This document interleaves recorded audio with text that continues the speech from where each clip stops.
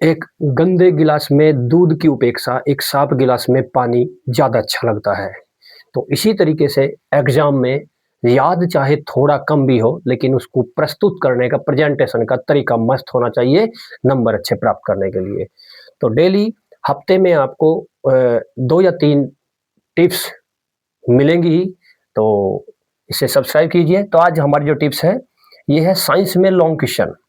Science में long question 2 तरह के, उसको कैसे सोल्व करना है, 2 तरह से होते हैं। एक होता है जिसके अंदर डायग्राम होता है, चित्र होता है, एक वो जिसके अंदर डायग्राम नहीं होता है। आज हम बात करेंगे जिसके अंदर डायग्राम होता है। दूसरी वीडियो में बताएँगे कि बिना डायग्राम को कैसे सोल्व करेंगे आसान तरीके से। जिस जिस क्वेश्चन में साइंस के डायग्राम होता है, उसका एक आसान सा मेथड है कि सबसे पहले आप क्या करें, उसका जो डायग्राम है, डायग्राम की ज़बरदस्त प्रैक्टिस कर लें उसके चित्र की, और उसके ऊपर जितने भी नाम लिखे हुए हैं, जो उसके जो भी नाम उसका दिया हुआ है, उसके पार्ट्स का, उसके भाग का, उनको पक्का याद कर लें।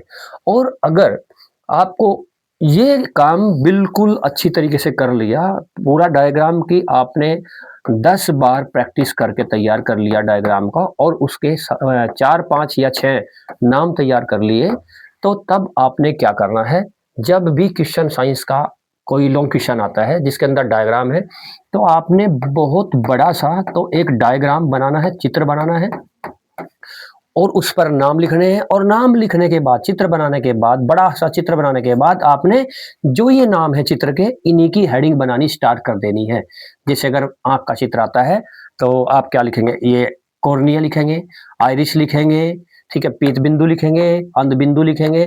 यानी जो हेडिंग, ये जो ये नाम है इस चित्र के, इन्हीं की आपने हेडिंग तैयार करनी है, और हर हेडिंग में आपने 2 से 3 लाइनें लिख देनी है। ठीक है, आपने 2 से 3 लाइनें। तो इस तरीके से आपका चित्र वाला डायग्राम से जो लॉन्ग क्वेश्चन है तैयार हो जाएगा। कोई भी है, अगर आपका किसी भी तरीके का कोई ट्रांसफार्मर का लॉन्ग क्वेश्चन आता है, ट्रांसफार्मर के जो पार्ट्स हैं उनके नाम या आपने याद कर लिए, तो उन नाम से ही आप हेडिंग डालें। ये आर्मेचर होता है, ये लोहे की रॉड होती है, इस तरीके से जो भी ये चुंबक होता है, ये ध्रुव होता है, वो सब उन नामों की हेडिंग डालकर और 2-2 लाइनें उसमें लिख दें, तो लॉन्ग क्वेश्चन आपका साइंस में तैयार। ये टिप्स थी ये।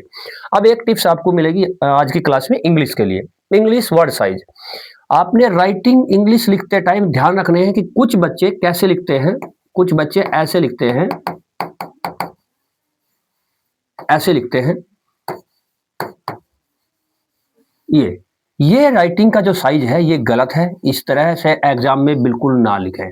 ठीक है, इस तरह से ना लिखें। आपने पता है कि कुछ वर्ड्स होते हैं जो एग्जाम में, जो नोटबुक में थोड़ा लाइन से नीचे आते हैं, बस केवल उनको ही थोड़ा सा ही नीचे करें, बाकी को नहीं करें, लाइन एक सीध में रखें। यानी वर्ड्स का डिजाइन बिल्कुल सही कर लें।